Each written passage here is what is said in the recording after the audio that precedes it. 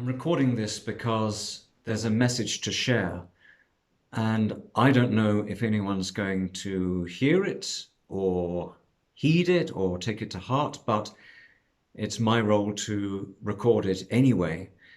And it's about the role of COVID and why I call it our champion pathogen, and also how it pertains to the US presidential election this year, 2020. You probably don't need me to tell you that injustice is rampant in our world. Injustice and theft and cruelty and rape and destruction, murder, mutilation, war, starvation, and more evils than I can name. And I applaud the petitions and protests and polls that try to counter these things.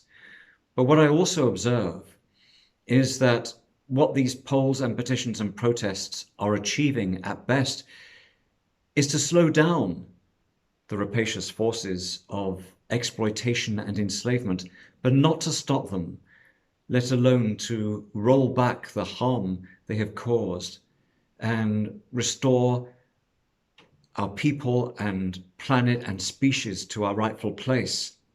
So it requires something more powerful. And that brings me to the historical role of plague. After the Black Death swept through Europe in the 14th century, farm workers enjoyed a far higher standard of living and greater mobility because they were in short supply. And going back to biblical times, Moses wielded plague against Pharaoh and Egypt in order to set his people free from enslavement. So the role of COVID now is more than just an activist, more than a social reformer. It is an abolitionist. You may also recall that Moses and Aaron were empowered to turn their staffs into a snake, and that was their first act when they came to Pharaoh's court and demanded that Pharaoh set the people free. And similarly, though COVID may appear venomous and viperous, it is ultimately an abolitionist. And I also look at the structure of COVID. You've probably seen the magnified images of a central sphere surrounded by goads, and COVID is goading us, but it's the bright halo sphere behind those goads that sings of a higher purpose animating it. When COVID first made its presence felt around the beginning of this year, at least in the West, we saw awakenings of a new world. The skies cleared, the waterways were restored to their pristine origins, and we saw awakenings of enlightenment and radical social change.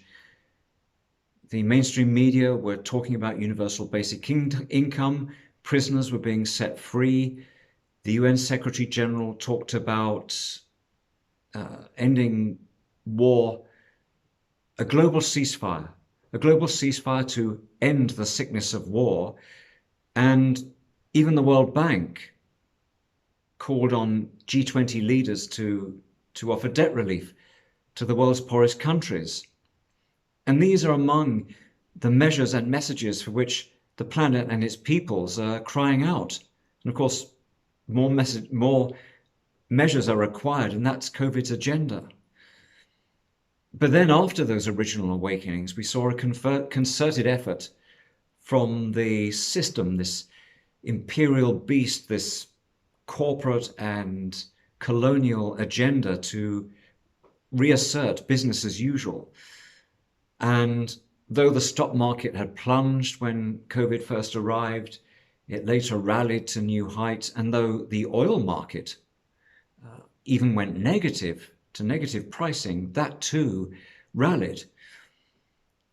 But following the template of Moses, when one plague didn't persuade Pharaoh, Moses sent another and another and another until the 10th plague, which was the death of the firstborn of all the families of Egypt.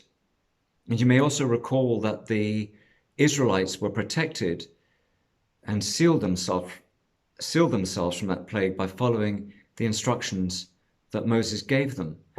So the logic tells us that COVID now ups the ante with increasingly insistent measures and messages until its campaign of abolition prevails. So I have set out COVID's demands, and you can find them at geni.us/Covidius, and I've narrated several pieces there about COVID and its agenda, but especially a piece called A Virus Speaks, Part 2. So what does COVID's mission mean for the US presidential election, and also the apparent nomination of Amy Coney Barrett to the Supreme Court? COVID obviously will not permit Trump to re-enter the Oval Office with the election. It will not permit Joe Biden into the Oval Office. These are both exponents and proponents of the rapacious system that COVID is determined to overthrow. Nor will Amy Coney Barrett be allowed to take that vacant seat on the Supreme Court. That seat is roasting with divine fire of anger, and she will not put her butt in it. This presidential election is framed as a contest between Democrat and Republican. But COVID has absolutely no interest in taking sides in that.